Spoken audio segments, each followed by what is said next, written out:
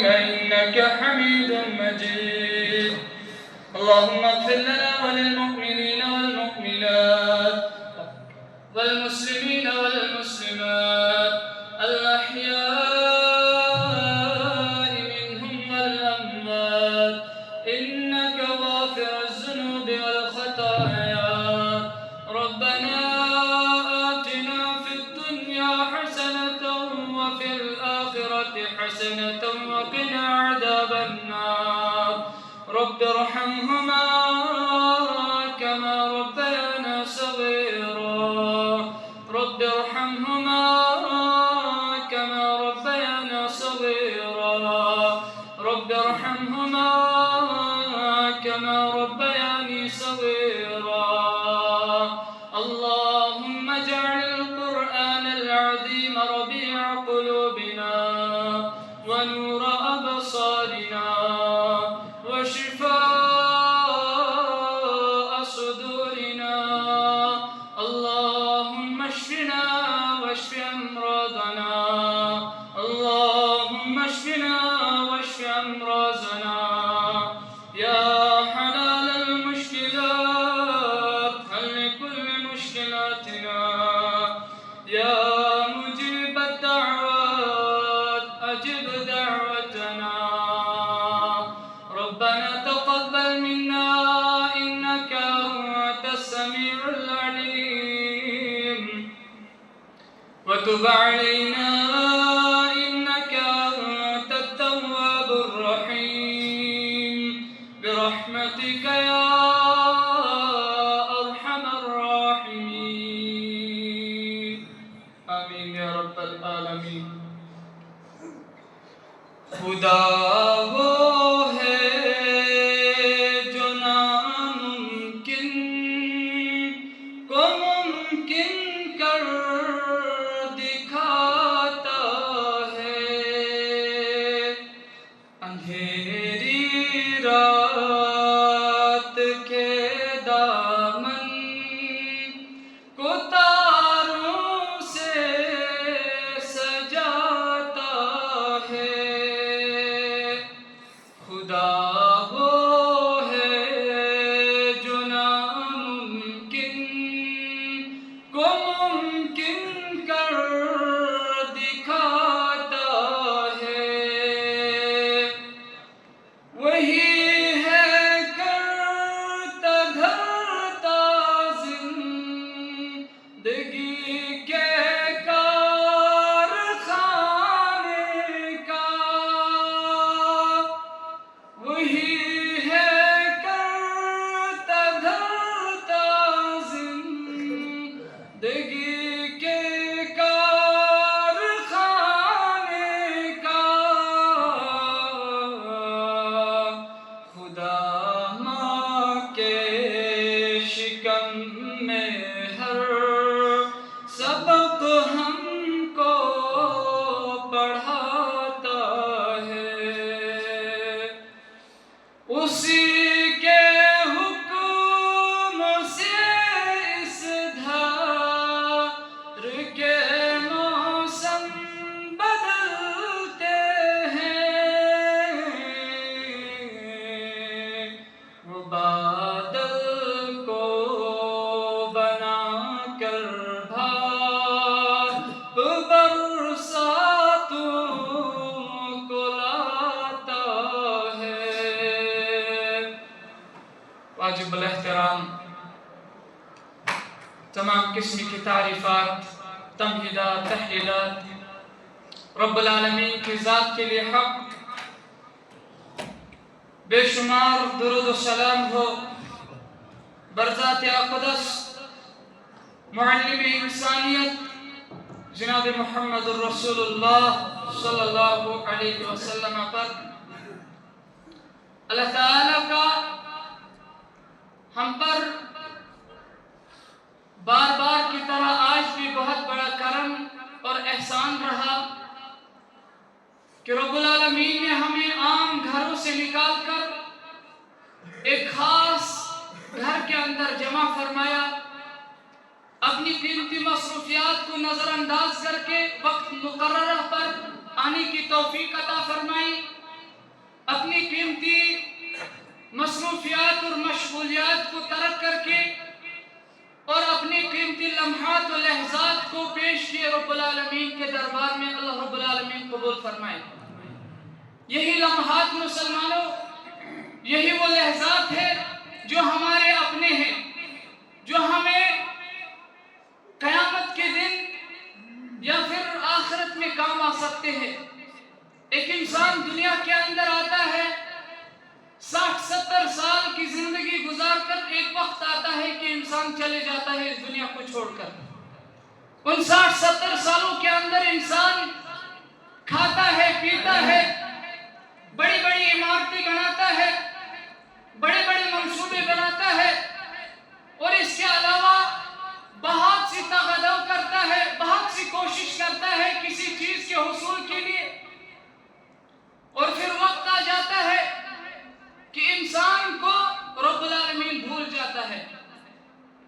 پھر مال کے حصول کے لیے انسان جب حد سے تجاوز کر جاتا ہے تو پھر یہ مالدار انسان طاقت کے نشے میں مدہوش اس انداز میں ہوتا ہے کہ پھر لوگوں پر بھی ظلم کیا جاتا ہے بسا اوقات، پھر لوگوں کو بھی بسا اوقات حقیر نظروں سے دیکھا جاتا ہے، پھر لوگوں کو بھی کمزور سمجھا جاتا ہے، پھر لوگوں کی بھی زمینیں کھائی جاتی ہے، بسا اوقات پھر لوگوں کا بھی حق دبانے کی کوشش کی جاتی ہے۔ اس مختصر سی زندگی کو آرام گاہ بنانے کے لیے ہمیشہ یہ انسان بے آرام رہتا ہے کہ مجھے وہ چیز کا حصول کرنا ہے، اس چیز کا حصول کرنا ہے، اس منصب کو پانا ہے، اس اسٹیج کو پانا ہے۔ اس کے لیے اس اسٹیج کو پانے کے لیے اسے کسی بھی چیز کا کسی بھی حد تک جانا پڑے، یہ جانے کے لیے تیار ہو جاتا ہے۔ جبکہ دنیا کے اندر سکون والی زندگی ایک انسان کو مکمل طور پر ملے ایسا ہو ہی نہیں سکتا ہے، اور نہ ہی ہوا ہے کبھی۔ دنیا کے اندر ایک انسان کو سکون والی زندگی ملے، مکمل طور پر خوشحال زندگی ملے، مکمل طور پر پرسکون زندگی میسر ہو، ایسا ہوا ہی نہیں ہے کبھی دنیا کے اندر، اور نہ ہی ہوگا کبھی، کیونکہ اللہ کا بنایا ہوا قانون ہی اسی قسم کا ہے مسلمانوں، یا اللہ کا بنایا ہوا نظام ہی اسی قسم کا ہے، جس نظام کو کسی کے بدلنے سے نہیں بدلا جا سکتا، جس قانون کو کسی کے سوچنے یا کہنے سے نہیں بدلا جا سکتا، اور وہ اللہ کا نظام ایسا نظام ہے۔ فرمایا لَقَدْ خَلَقْنَا الْإِنسَانَ فِي كَبَدٍ، میں نے انسانیت کو مشقت میں پیدا فرمایا۔ دنیا کے اندر انسان کو دکھ آنا ہی آنا ہے، پریشانی آنی ہی آنی ہے، زندگی کے اندر مصیبتیں مختلف قسم کی آنی ہے، دقتیں مختلف قسم کی ستانی ہے انسان کو۔ مکمل طور پر انسان راحت والی زندگی نہیں پا سکتا دنیا کے اندر، کیونکہ اللہ کا اسی قسم کا بنایا ہوا نظام ہے۔ دنیا کے اندر ایک انسان، جب آپ زمینی سطح پر پوچھیں گے، ہر انسان یہی کرے گا، یہی کہے گا کہ کسی نہ کسی اعتبار سے میں پریشان ہوں۔ آپ مزدور سے پوچھ لیں، مزدور بھی یہی جواب دیتا ہے کہ میں پریشان ہوں۔ کسی زمیندار سے پوچھ لے، وہ بھی کہے گا میں پریشان ہوں۔ کسی اعتبار سے پریشانی والا مسئلہ ہے، لیکن کسی بھی انسان سے جب آپ پوچھیں گے، ٹیچر سے پوچھ لیں گے، وہ بھی کہیں گے ہم پریشان ہیں کسی نہ کسی اعتبار سے۔ ڈاکٹر سے پوچھیں گے، وہ بھی کہیں گے اطباء لوگ ہم پریشان ہیں۔ یا اسی طرح سے وزیر اعلیٰ سے پوچھیں گے، وہ بھی کہے گا میں پریشان ہوں۔ ہر ایک انسان کی طرح میں پریشان ہوں۔ زندگی کیا ہے؟ اگر انسان کو ذہنی پریشانی نہیں ہے تو جسمانی پریشانی ضرور ہے انسانیت کی زندگی کے اندر۔ اگر جسمانی پریشانی نہیں ہے تو مال چھن جانے کا ڈر، مال چھن جانے کا خوف ہر ایک انسان کی زندگی کے اندر موجود ہے۔ اگر یہ چیز بھی موجود نہیں ہے تو ہر ایک انسان کو عزت چھن جانے کا ڈر، یہ جو شہرت اسے ملی ہوئی ہے اس شہرت سے ہاتھ دھو بیٹھنے کا ڈر موجود ہے زندگی کے اندر۔ اگر یہ ڈر بھی نہیں ہے تو انسانیت کے بارے میں رب نے فرمایا زُيِّنَ لِلنَّاسِ حُبُّ الشَّهَوَاتِ مِنَ النِّسَاءِ وَالْبَنِينَ وَالْقَنَاطِيرِ الْمُقَنطَرَةِ مِنَ الذَّهَبِ وَالْفِضَّةِ وَالْخَيْلِ الْمُسَوَّمَةِ وَالْأَنْعَامِ وَالْحَرْثِ۔ ہر انسان کے اندر ماں کی محبت، باپ کی محبت، اولاد کی محبت، بچے کی محبت، بچی کی محبت، کوئی انسان دنیا کے اندر نہیں چاہتا کہ میری امی جان میری زندگی سے جدا ہو۔ کوئی انسان یہ نہیں چاہتا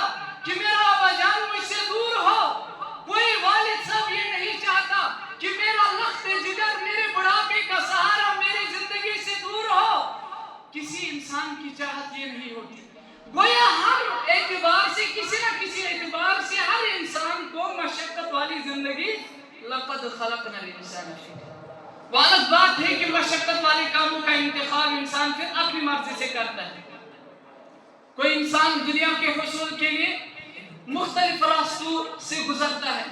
کوئی انسان دنیا کے اندر بڑے منصب کو پانے کے لیے, بڑے اسٹیج پر فائز ہونے کے لیے, کوئی انسان دنیا کو خوبصورت بنانے کے لیے, دنیا کو چمکانے کے لیے ان شرائط سے گزرتا ہے جن شرائط سے گزرنے کے بعد ایک انسان بڑے منصب پر فائز ہو سکتا ہے.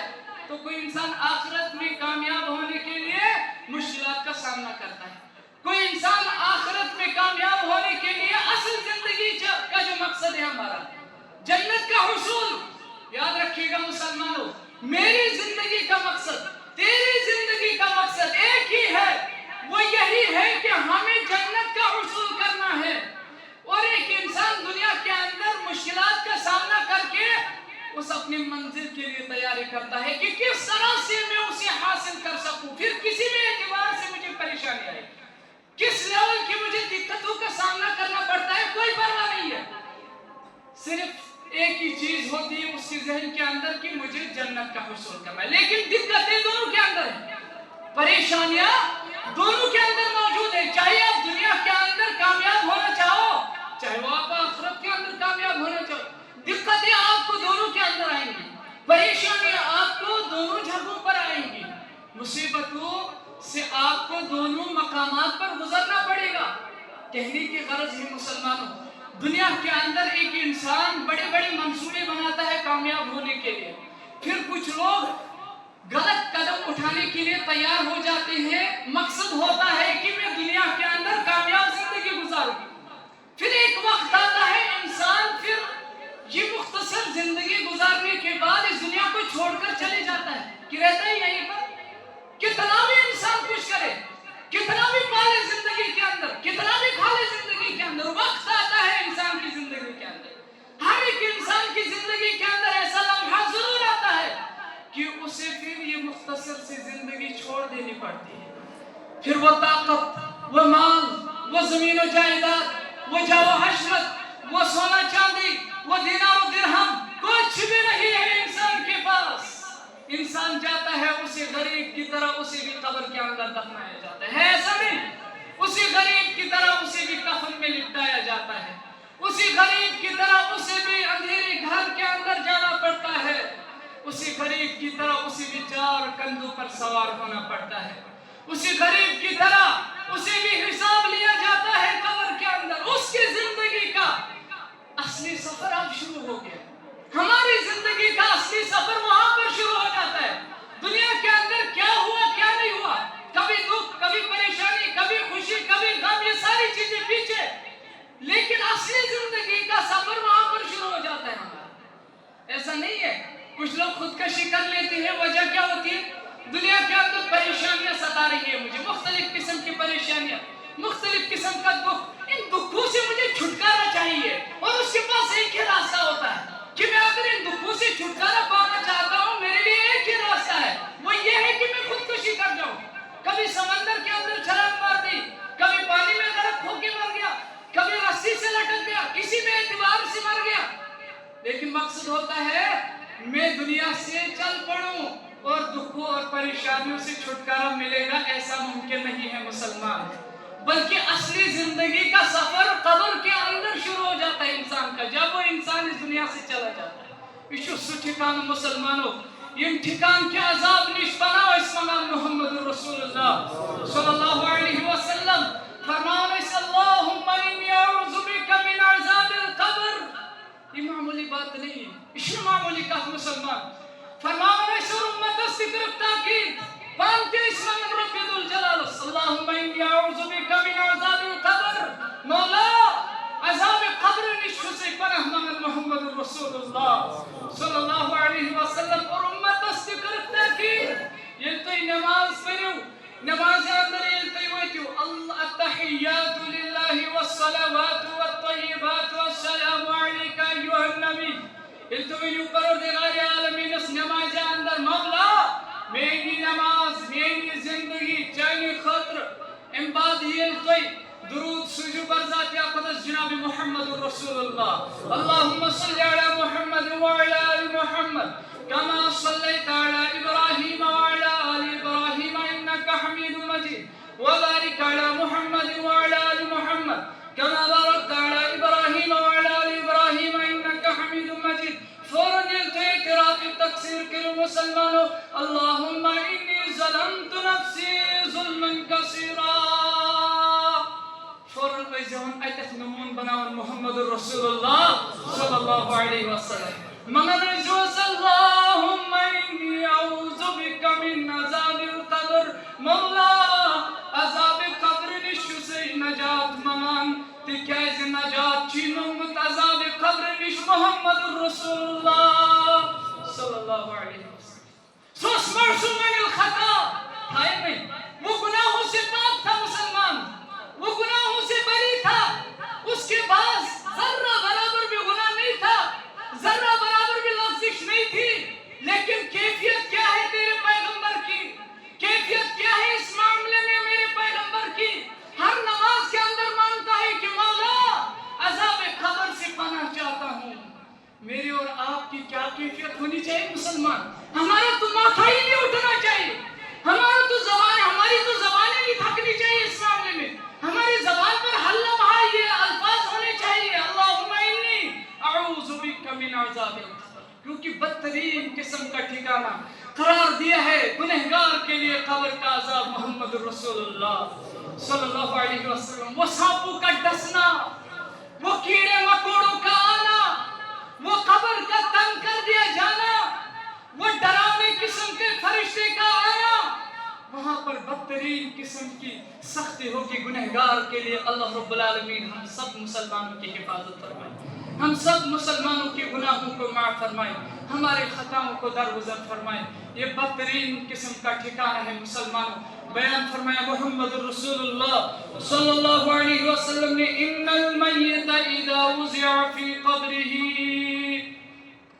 جب میت کو قبر کے اندر ڈالا جاتا ہے حالت کیا ہو جاتی ہے مسلمانوں؟ ہم ہیں نا غفلت میں جی رہے ہیں. دنیا کے اندر ہم نے مستقبل بنانا ہے اپنا. بات کو سمجھیے گا، ہم نے دنیا کے اندر مستقبل اپنا بنانا ہے. بچہ ہوتا ہے چھوٹا، والد صاحب بچے کو اسکول کے اندر داخلہ دلاتا ہے. مقصد کیا ہوتا ہے اس کے پیچھے؟ ایک ہی کہ آنے والا مستقبل میرے بچے کا روشن ہو، آنے والے وقت میں اسے بے روزگاری نہ ملے، آنے والے وقت میں یہ خود ہی کھائے، خود ہی اپنے دم پر جیے، خود ہی عیال کو کھلائے پلائے، خوشگوار زندگی گزارے. مقصد یہی ہوتا ہے والد صاحب.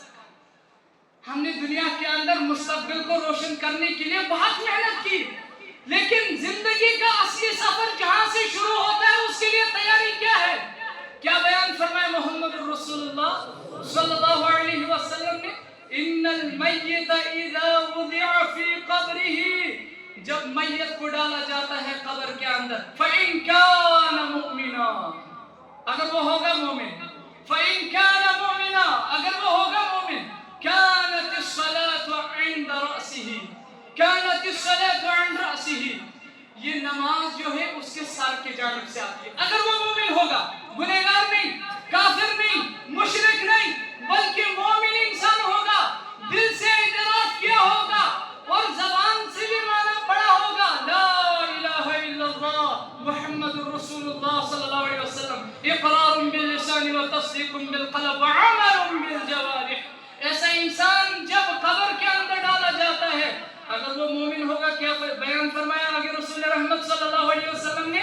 نماز اس کے سر کے جانب سے آتی ہے، نماز اس کے سر کی جانب سے آتی ہے. نماز گزار لوگ خوش ہو گیا ہوں گے الحمدللہ رب العالمین. لیکن بہت بڑا خطرہ وہاں پر لاحق ہوگا ایک گنہگار انسان کے لیے، بے نمازی انسان کے لیے. بیان فرمائے رسول رحمت صلی اللہ علیہ وسلم نے کہ نماز مومن انسان کے سر کی جانب سے آئے گی. وَكَانَتِ الصِّيَامُ عَنْ يَمِينِهِ، وَكَانَ الصِّيَامُ عَنْ يَمِينِهِ، اور روزداری اس کے دائیں جانب سے آئے گی. وَكَانَتِ الزَّكَاةُ عَنْ شِمَالِهِ، اور زکات اس کے بائیں جانب سے آئے گی. وَكَانَ فِعْلُ الْخَيْرَاتِ مِنَ الصَّدَقَةِ وَالصِّلَّةِ وَالْمَعْرُوفِ عند رأسه عند رجليه. بیان فرمائے رسول اللہ صلی اللہ علیہ وسلم، جو اچھے کام ہے نا دنیا کے اندر کیے ہوئے ہیں، سب کو خیرات کیا ہوا ہے، لوگوں پر خرچایا ہوا ہے، غریبوں کو کھلایا ہوا ہے، مسکینوں کے کام آیا ہوا ہے، زبان کا صحیح سے استعمال ہوا ہے، اچھے اچھے کاموں میں اپنے آپ کو آگے رکھا ہوا ہے. بیان فرمایا جب بھی وہاں پر قبر کے اندر عذاب دینے کے لیے فرشتہ آئے یا سانپ آئے یا کیڑے مکوڑے آئے، کسی بھی قسم کا عذاب دینے کے لیے کوئی شے آ جائے، یہاں سے نماز کھڑی ہو جائے گی، میں عذاب نہیں دینے دوں گا. یہاں سے تبارک الذی بیدہ الملک وہو علی کل شیء قدیر. جس نے یہ سورت پڑھی ہو خوش نصیب ہے وہ انسان. میں نے پہلے ہی کہا نا، اس کے لیے ہم لوگوں کو کیا تیاری ہے. کر اپنے آپ سے سوال کہ اپنے آپ سے، اے فلاں، قبر کے اندر کے لیے تجھے کیا تیاری ہے؟ نماز ہے؟ جواب ملے گا نہیں. روزہ ہے؟ جواب ملے گا نہیں. قرآن کی تلاوت ہے؟ یہ ہے سورۃ الملک، تبارک الذی بیدہ الملک وہو علی کل شیء قدیر. جواب ملتا ہے نہیں. پھر کیا ہے تیرے پاس؟ کیا ہے تیرے پاس؟ جمعہ کا مقصد یہی ہے نا، یہاں پر جمع ہونے کا مقصد یہی ہے نا کہ ہم دیکھیں ہم کہاں پہ ہیں زندگی کے اندر، کس مرحلے پر اس وقت موجود ہے، زندگی کے کس موڑ پر موجود ہے. اور جمعہ کا مقصد یہی ہے مسلمانوں، اپنے ایمان کو تازہ کیجیے گا. دیکھیں کہ آپ کہاں پر ہے، آپ کو جانا کہاں ہے، آپ کس کو اپنی زندگی کا مقصد سمجھ رہے ہیں، آپ کس کو اپنی منزل سمجھ رہے ہیں، اور اصل ہماری منزل کیا ہے. کر اپنے آپ سے سوال کہ سورۃ الملک ہے تیرے پاس؟ جواب ملے گا نہیں. کیا وہاں پر یہ میدانوں کی زینت بننا یہ تیرے کام آئے گا؟ کہیں اپنے آپ سے سوال، کیا بازاروں کی زینت بننا یہ تیرے کام آئے گا؟ کیا وہاں پر یہ لوح و لعب میں اپنے قیمتی لمحات اور لحظات کو ضائع کرنا یہ تیرے کام آئے گا؟ کیا یہ دن بھر دکانوں پر بیٹھ کر لوگوں کی عزتیں اچھال کر اپنے لمحات کو ضائع کرنا یہ تیرے کام آئے گا؟ کیا وہاں پر یہ ساری چیزیں جو قباحت تو دنیا کے اندر انجام دے رہا ہے، کہ رشوت اور سودی کاروبار کر رہا ہے، اپنی زندگی عیش و عشرت والی گزارنا چاہتا ہے، یہ تیرے کام آئے گا؟ نہیں آئے گا مسلمان. وہاں پر کام کیا آئے گا؟ تبارک الذی بیدہ الملک وہو علی کل شیء قدیر. وہاں پر یہ چیزیں کام آئیں گی. لہذا ہر ایک انسان کے لیے ضروری ہے کہ دنیا کے اندر اگر جی رہا ہے تو اس منزل کے لیے تیاری کرے جس منزل کے لیے ہمیں پیدا فرمایا ہے رب ذوالجلال نے. لہذا ہم سب بندوں کے لیے، اللہ کے بندوں کے لیے یہ ضروری ہے کہ ہم اس منزل کے لیے تیاری کریں. ہم اپنے آپ سے بسا اوقات وقت نکال کر سوال کیا کریں کہ میرے پاس اس کے لیے کیا تیاری ہے جس کے لیے تیاری کی تھی محمد رسول اللہ صلی اللہ علیہ وسلم نے، جس کے لیے صحابہ دن بھر تیاری کیا کرتے تھے. کبھی بھوکا رہنا پڑا، کبھی خالی پیٹ رہنا پڑا، کبھی پیاسا رہنا پڑا، لیکن مقصد ایک ہی تھا کہ اس منزل کو حاصل کرنا ہے. لہذا مجھے بھی وہی منزل آنکھوں کے سامنے رہنی چاہیے. مسلمان ایک ہوتا ہے، اللہ کے نبی محمد رسول اللہ صلی اللہ علیہ وسلم کے ذریعے ایک پیغام دیا ہوا ہے ہم لوگوں کو رب ذوالجلال نے.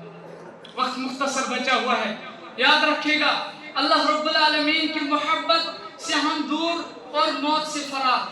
اللہ رب العالمین کی محبت سے دور اور موت سے، اللہ رب العالمین کی محبت سے دور اور موت سے دوری، یہ چیز ہمیں غرق کر دے گی ایک دن، برباد کر دے گی ایک دن. یاد رکھیے گا اللہ رب العالمین نے بیان فرمایا یہ دنیا کے اندر جو محبوب چیزیں ہیں نا تمہاری، زُيِّنَ لِلنَّاسِ حُبُّ الشَّهَوَاتِ مِنَ النِّسَاءِ وَالْبَنِينَ وَالْقَنَاطِرِ الْمُقَنطَرَةِ مِنَ الذَّهَبِ وَالْفِضَّةِ. جن چیزوں کے پیچھے پڑتے ہوئے آپ کو اللہ بھول جاتا ہے، جن چیزوں کے پڑتے ہوئے پیچھے پڑتے ہوئے آپ کو خدا بھول جاتا ہے، یہ وہ دنیا ہے، یہ وہ چیزیں ہیں جنہیں لات ماری ہے محمد رسول اللہ صلی اللہ علیہ وسلم. یہ چیزیں تجھے اللہ سے دور کر گئی، یہ چیزیں تجھے اللہ سے دور کر گئی جسے رسول رحمت صلی اللہ علیہ وسلم نے اپنے پیروں تلے بھی جگہ نہیں دی. وہ چیزیں ایک انسان کو دور کر کے گئی. اللہ فرماتے ہیں یا ایھا الانسان ما غرک بربک الکریم. انسان تجھے کس چیز نے اس کریم مولا سے دور کر کے رکھا ہوا ہے دنیا کے اندر؟ سونا چاندی